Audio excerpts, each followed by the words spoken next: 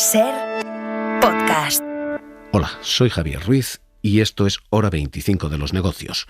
Hoy, la Superliga de Fútbol. Hoy hay fallo judicial. Hoy, el supernegocio del fútbol. Artículo 102 TFUE debe interpretarse en el sentido de que constituye un abuso de posición dominante el hecho de que las asociaciones responsables del fútbol en los ámbitos mundial y europeo y que ejercen paralelamente diferentes actividades económicas vinculadas a la organización de competiciones hayan adoptado y apliquen normas que supeditan a su autorización previa la creación en el territorio de la Unión por una tercera empresa de una nueva competición de fútbol de clubes. Es el enrevesado razonamiento del Tribunal de Justicia de la Unión Europea, que lo que viene a decir es UEFA y FIFA no tienen el monopolio de las competiciones. Competiciones alternativas, como la Superliga que promueven Real Madrid y Barça, pueden hacerse. Eso no significa, insisto, que vayan a hacerse. Significa solamente que tienen luz verde. Su carácter transparente, objetivo, no discriminatorio y proporcionado. El fallo del Tribunal de Justicia de la Unión Europea es definitivo porque no es recurrible y contundente porque da la victoria jurídica a quienes están promoviendo esa Superliga, una competición paralela en la que estarían los grandes clubes fundamentalmente sin posibilidad de que caigan de esa competición y que correría paralela a la Champions. Lo que dice el tribunal es: esta liga puede hacerse. Literalmente añade, eso no significa que esa liga necesariamente deba ser aprobada, que vaya a hacerse. Pero lo que hoy dice este fallo, Edu Hernández, ¿qué tal? Muy buenas noches. ¿Qué tal, Javier? Buenas noches. Exactamente, ¿cuál es la literalidad de ese fallo? Lo que ha dicho ese fallo emitido por la justicia europea es que tanto la UEFA como la FIFA han abusado de su posición dominante por haber tratado de evitar la creación de la Superliga, amenazando, por ejemplo, a los clubes implicados con sanciones. En este sentido, lo que dice concretamente el tribunal es que las normas de la UEFA y la FIFA no pueden prohibir a los equipos participar en otra competición o que, por ejemplo, sus propios patrocinadores colaboren con esa otra liga. Ojo, porque como dices, todo este fallo no supone que se le dé el visto bueno a la Superliga, es decir, que pueda empezar a funcionar, ya que el tribunal solo se está pronunciando por las facultades de las dos principales organizaciones. Así que hoy la justicia reconoce que la UEFA funciona como un monopolio, abre las puertas del mercado, pero no avala que el balón empiece a rodar en la Superliga. Eso es otra cuestión aparte que no implica que se vaya a autorizar sí o sí este nuevo proyecto. Lo que acaban de escuchar es lo que dice la ley. Y a partir de aquí es verdad que ha habido mucho ruido deportivo. Esta es una batalla fundamentalmente económica. No les quepa ninguna duda. En juego hay tantísimo dinero, 3.500 millones de dólares al año para empezar, y 4.000 millones en derechos deportivos para continuar. 4.000 millones en derechos de emisión es exactamente el doble de lo que han ingresado esos mismos clubes, por ejemplo, por la Champions el año pasado. Así que, ¿qué estamos batallando? Lo que estamos batallando es dinero. ¿Quién se lo queda y quién se lo reparte? Y hoy ha habido reacciones. Quienes creen haber ganado y quienes dicen esta liga sigue adelante, por ejemplo, el CEO de esa Superliga. There is big news today, and that news is that football is free. Free from the monopoly of UEFA. Dice, esto es la libertad del monopolio de la UEFA. Es exactamente el mismo discurso de quien también lo está impulsando, Florentino Pérez. Desde el Real Madrid acogemos con enorme satisfacción la decisión que ha adoptado el Tribunal de Justicia de la Unión Europea, que es el encargado de garantizar nuestros principios, valores y libertades. En los próximos días estudiaremos con detenimiento el alcance de esta resolución. Pero la palabra libertad ha sido repetida una y otra vez por quienes quieren libertad de la UEFA, sí, y control de la nueva competición también. Controlar lo que viene. Real Madrid, Barça. Consideramos que a partir de ahora se abre una oportunidad histórica para tratar de solucionar algunos de los graves problemas que hoy comprometen la futura viabilidad de la gran mayoría de los clubes. El Fútbol Club Barcelona intentará impulsar fórmulas innovadoras para mejorar las competiciones europeas. Y eso es lo que están intentando ahora los clubes. Manu Carreño es el joven becario al que traemos cada vez que tenemos un lío de sí, señor, cada vez menos joven, pero es becario al fin y al cabo. ¿Qué tal, Javier? Lo que están intentando impulsar es una nueva Superliga, no la original, aquella de 12 clubes que no caía nadie, sino algo nuevo. Un modelo competitivo con ascensos y descensos, donde no habría miembros permanentes y donde los méritos para estar en esa Superliga serían deportivos. Es una historia romántica un poco de los grandes clubes del fútbol europeo que en el fondo quieren enfrentarse más veces entre sí, cosa que ocurre muy pocas veces al año, porque entienden que de esa manera atraen más espectáculo y generan más dinero. Es decir, si en vez de solamente una vez al año se enfrenta el Madrid con el Paris Saint-Germain, si cae en el bombo de octavos o si cae en el bombo de cuartos. De esta forma, ¿qué quieren ellos? Que cada semana haya muchos grandes partidos, para que de esa forma haya más ingresos por televisión y más ingresos mediáticos que pueden repartirse. Pero la gran cuestión es, ¿quién manda? ¿La UEFA o los clubes? Casi el formato es lo de menos.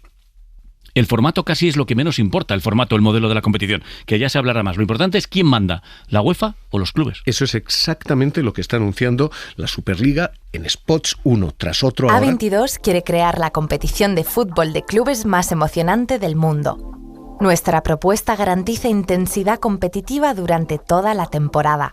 Será un sistema abierto, con ascensos y descensos, y contará con 2 fases, primero una fase de liga y otra de eliminatorias.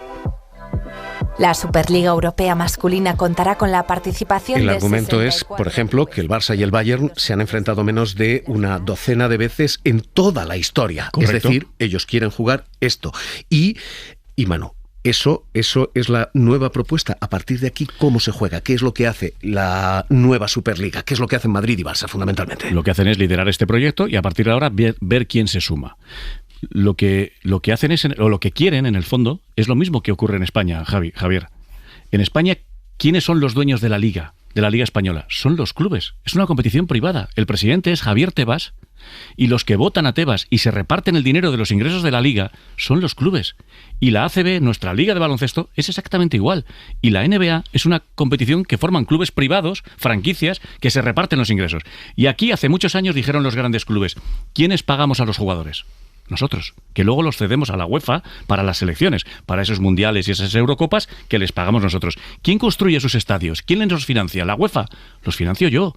Por lo tanto, como somos los que gastamos y los que generamos dinero, queremos más parte del pastel. La UEFA dice, no.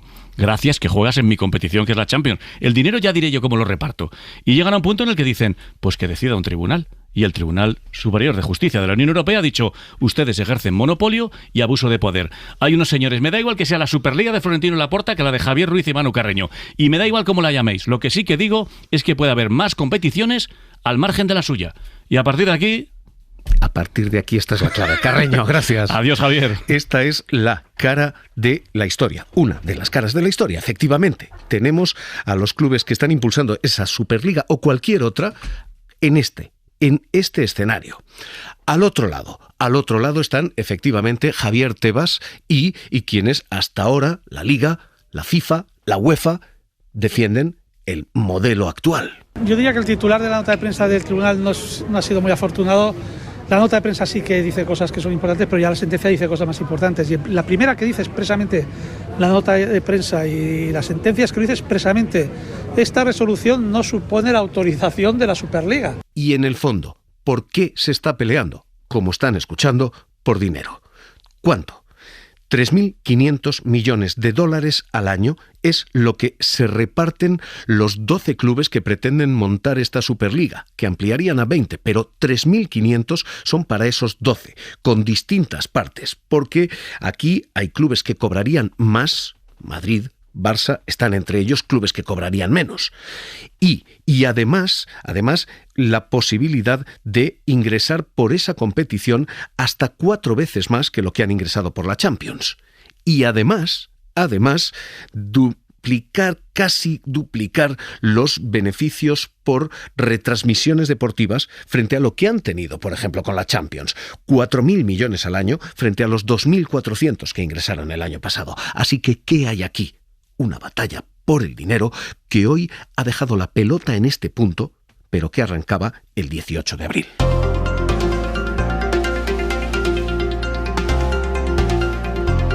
Cuando aquellos clubes anunciaban que querían formar la Superliga. Y entonces 15 clubes fundadores, 20 grupos en la liga iban a jugar sin descensos, miembros natos todos ellos. ¿Quién ponía el dinero? JP Morgan Chase estaba dispuesto a poner 3.300 millones para financiar el arranque de aquello. ¿Y cómo obtenían el dinero? Generando eso, grandes enfrentamientos entre grandes clubes que iban a duplicar los ingresos por retransmisiones deportivas. Entonces, la UEFA y la FIFA se opusieron a la creación de la Copa Florentino Europa, Pérez defendía aquello en su interés, el del Real Madrid, el del Barça, el de los grandes. Pues se generan más recursos. Hacemos esto para salvar el fútbol, que está en un momento crítico. Real Madrid, Manchester o un Barcelona, Milan, son más atractivos que un Manchester con un equipo muy modesto que participe en la Champions. ¿Qué ocurre inmediatamente después? Los fans se rebelan y los fans cantan aquello de fútbol creado por los pobres, robado por los ricos. I would like to say something about the European Super League. Este era Eric Cantona. Since 1 year we have seen games on TV with the best clubs in the world and the best players in the world.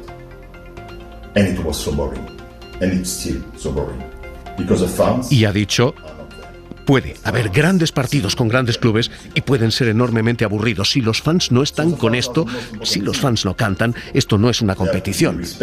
Esto es un pacto. Y los fans no cantaban. Es más, los fans estaban en contra. Bueno, la verdad es que me parece que algo tiene que cambiar en el fútbol, pero no sé si esta es la forma más idónea de hacerlo, la verdad.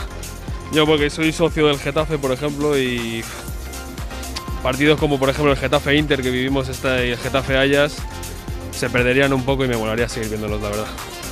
Esa era la gran clave de la oposición de todos los fans. Quienes sean fans del Madrid o del Barça, del Atlético, que entraban en esa competición, estupendo. Todos los demás quedaban fuera y la Liga contaba el cuento de Caperucita Roja y del lobo, el lobo rico. Érase una vez una niña llamada Fútbol Europeo, a la que todos querían y que cada semana visitaba toda Europa, donde millones de personas soñaban con jugar con ella.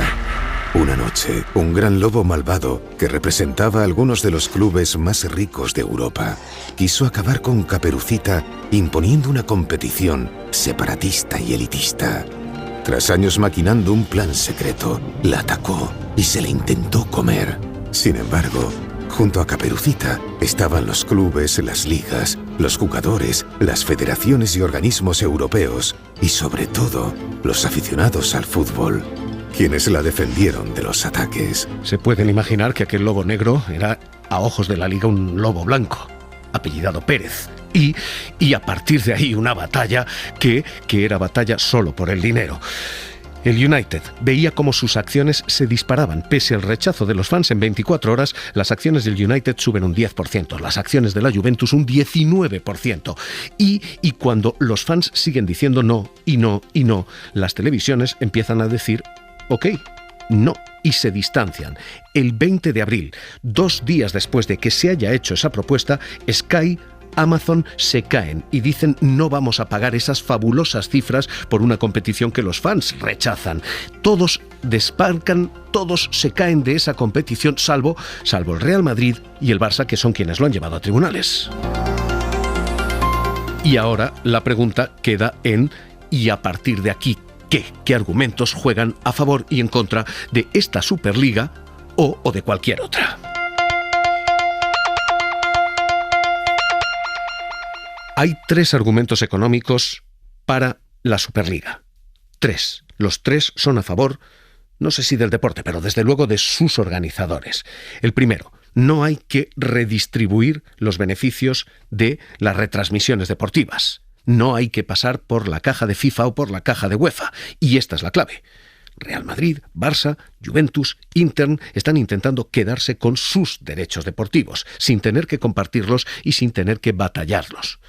Segundo, el potencial para cambiar y subir los precios. El argumento es, si juegan clubes mayores, con competiciones y con partidos mejores, se puede cobrar más. También a los fans. Y tercero, se disminuye un riesgo, y es el riesgo de que no se encuentren. No hay posibilidades de que los clubes no cualifiquen, no hay posibilidades de que los clubes no se encuentren. E insisto, la estadística que se juega es esa. El Barça y el Bayern se han encontrado menos de una docena de veces en toda la historia. Ahora se garantizaría ese encuentro año tras año. Estas son las 3 ventajas y los 3 argumentos que defienden, insisto, clubes como el Madrid, el Barça. Perhaps at the top of the list is a clear view that the existing European club competitions El CEO de la Liga dice: tenemos la posibilidad de captar la atención de los aficionados al fútbol, que ahora mismo tienen menos interés, y esto puede rentabilizar la inversión en el fútbol.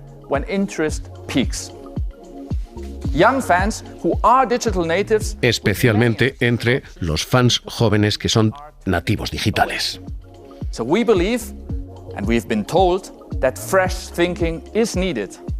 Este es el argumento y estas son las 3 ventajas. No es necesario redistribuir beneficios, hay posibilidad de subir precios y no hay riesgo de no encontrarse. Y esos son los 3 argumentos a favor de quienes están organizando esta liga. Las desventajas económicas. Las desventajas económicas son ventajas para quienes están organizando la liga. Obviamente eso excluye a los clubes pequeños. Y no necesariamente aumenta el interés por el fútbol, dicen quienes reclaman que el fútbol tiene una base local y que los aficionados, como escuchábamos del Leganés, quieren ver al Leganés jugando contra Real Madrid o Barça, pero que esos grandes partidos no despiertan necesariamente ni grandes alianzas ni grandes audiencias. Hay una última cuestión, y es que efectivamente esto terminaría con el monopolio de UEFA y con el monopolio de FIFA. Pero generaría otro monopolio, el monopolio del Barça, del Madrid y de quienes son fundadores de esto. Es decir, que sustituimos un monopolio por otro. Y ese es el argumento del cuento de Caperucita de la Liga o de Tebas. Bueno, yo todo lo que está ocurriendo en el ecosistema del fútbol de competiciones, ¿no?